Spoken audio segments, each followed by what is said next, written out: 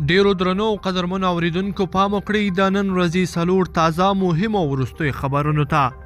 لومړی خبر د ولسمشر غني لومړي مرستیال امرالله صالح وایي په تیرو 24 ساعتونو کې په کابل کې 9 تنه طالب او داعشي طالبان نیول شوي دي.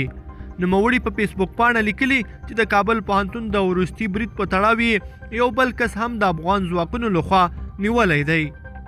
دوهم خبر امریکا وایي له افغانستان سره نیمایي مرستې د سولې په برخه کې په پرمختګونو پورې تړلې دي. د امریکا د بهرنیو چارو وزیر د جنیوا کنفرانس د خبرو پر مهال ویلي چې له افغانستان سره د کال 600 میلیونه ډالر مرسته کوي، خو په دې کې 300 میلیونه ډالر د سولې په برخه کې له پرمختګونو سره تړلې دي. مایک پمپیو دغه راز د خپل وینا پر مهال د دوحې مذاکرات د افغانانو لپاره یو زرین فرصت بللی دی.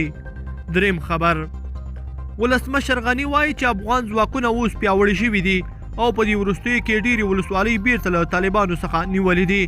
ولسمشر غني زیاته کړي چې افغان امنیتي ځواکونه اوس 95% عملیات په خپله پلانوي او ترسره کوي. غني د خپلو خبرو پر دوام ویلي د افغان ټولنې نیمایي وګړي نوې دیموکراسۍ کې زیږېدلي او وده یې کړې ده. څلورم خبر یو ځل بیا پر امرالله صالح تم کېږو. د ولسمشر لومړي مرستیال د ولسي جرګې د یو شمېر غړو وروستیو څرګندونو ته غبرګون ښودلی دی. امرالله صالح ویلي دي چې د ولسي جرګې ته دی درناوی لري، خو په خبره دا درناوی باید د دې جرګې د غړو له لوري پر هرې تېروتنې او قانون ماتونه د سترګو پټولو په معنا نه وي. غزیاته کړي د ولسي جرګې غړي پاک نفسه غړي هم له د سره همغږي دي او ټول په یو خوله وایي چې وکیلان ملایکې نه دي او نه دي هم دا ادعا کوي چې سیالي زیاته کړي هر څومره چې پر مجرمینو او جنایتکارانو کړۍ تنګېږي په هغې اندازه به یې چغې هم پورته کېږي. لیدونکو په دې هیله چې د نن ورځې دا څلور خبرونه به مو راسره تر پایه پورې لیدلي وي. که مو دا ویډیو خوښه شوې ویډیو لایک کړئ، د سره او چینل سبسکرایب کړئ.